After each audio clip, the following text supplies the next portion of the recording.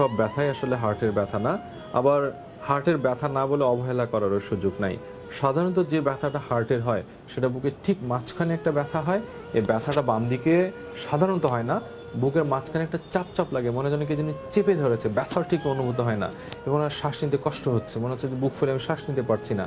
রুগীরা বলে যে আমার বুকের মধ্যে একটা পাহাড় চেপে বসেছে, এরকম একটা ফিলিংস হয়। অনেকের এটা হাতে, বাম হাতে আসতে পারে, নাও আসতে পারে, চোয়ালে যেতে পারে, পিঠের দিকে যেতে পারে। এখন এরকম যদি কারো উপসর্গ দেখা যায়, ধরে নেওয়া যায় যে তার হার্ট অ্যাটাকের দিকে তিনি যাচ্ছেন, এই স্টেজে আপনি কি করবেন?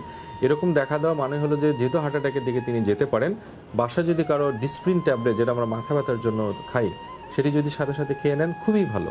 আর একটা সবচেয়ে ভালো হচ্ছে নাইট্রোমিন নামে একটা স্প্রে পাওয়া যায়। এই নাইট্রোগ্লিসারিন আছে, অনেকগুলো বাজারে নাম আছে। এই স্প্রেটা যদি আপনি জিহ্বার নিচে 2 চাপ দিয়ে দেন, সাথে সাথে ওনার বুকে ব্যথা চলে যাবে এবং উনি হার্ট অ্যাটাকের ভয় থেকে বেঁচে যাবে ওই মুহূর্তে। সো অ্যাসপিরিন, যেটি বাজারে ডিসপ্রিন, ইকোস্প্রিন নামে পাওয়া যায়, 300 মিলিগ্রাম, সাধারণত 300 মিলিগ্রাম না পাওয়া গেলে 75 মিলিগ্রাম অ্যাসপিরিন 4টা একসাথে খাইয়ে দিবেন। যদি স্প্রে থাকে খুবই ভালো।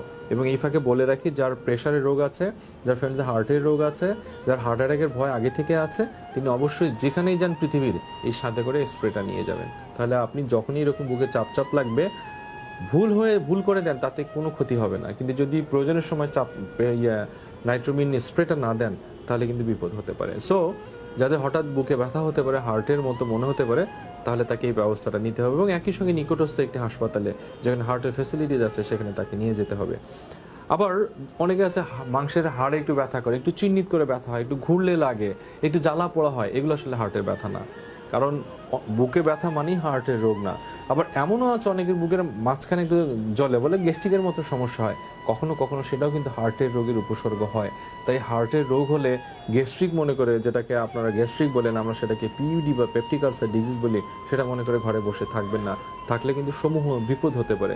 সেক্ষেত্রে আপনার উচিত হবে দ্রুত একজন হৃদরোগ বিশেষজ্ঞকে দেখিয়ে আপনার এই বুকে ব্যথার কারণটা নির্ণয় করা, এবং যে টিপসটা দিলাম সেটা যদি মেনে চলেন, হঠাৎ করে বুকে ব্যথা হলে আশা করা যায় যে আপনি বিপদমুক্ত থাকবেন।